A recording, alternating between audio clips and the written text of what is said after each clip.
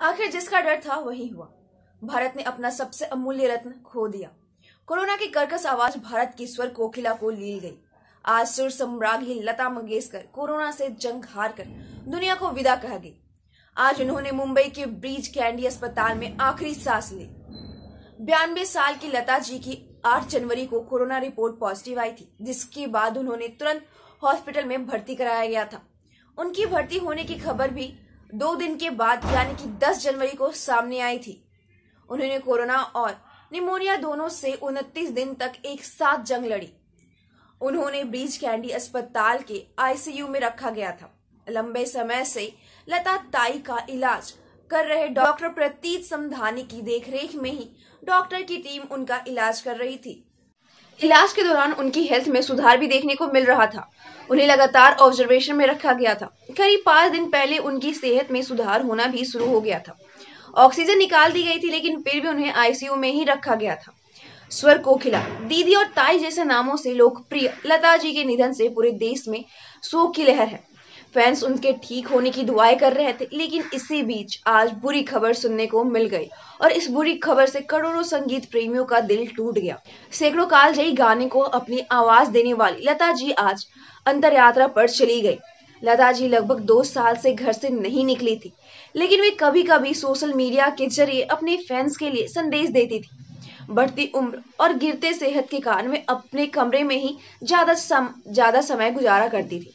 उनके घर के एक स्टाफ मेंबर की रिपोर्ट कोरोना पॉजिटिव आई थी। उसके आने के बाद उनका टेस्ट कराया गया था। 8 जनवरी को उनकी रिपोर्ट पॉजिटिव आई थी। 92 साल की लता जी ने 36 भाषाओं में 50,000 गाने गाए थे, जो किसी भी गायक के लिए एक रिकॉर्ड है। करीब 1000 से ज्यादा फिल्मों में उन्हें अपनी आवाज दी है। 1960 से 2000 तक एक दौर था जब लता मंगेशकर की आवाज के बिना फिल्म अधूरी मानी जाती थी। उनकी आवाज गाने की हिट होने की गारंटी हुआ करती थी।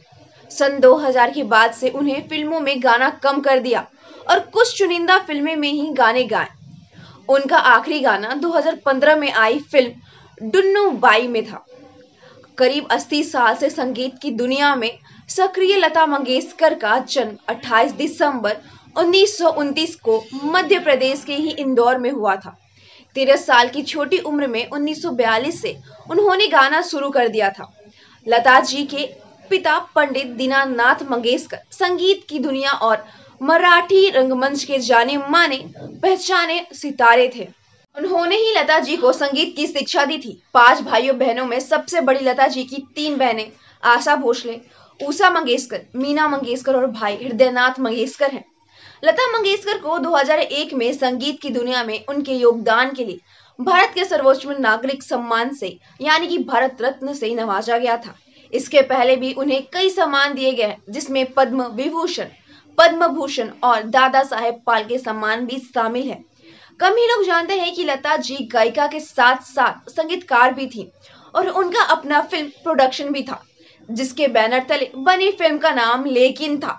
इस फिल्म के लिए उन्हें बेस्ट गायिका का नेशनल अवार्ड भी मिला था। 61 साल की उम्र में गाने के लिए नेशनल अवार्ड जीतने वाली भी एकमात्र गायिका रही। इसके अलावा भी फिल्म लेकिन को 5 और नेशनल अवार्ड भी मिले थे।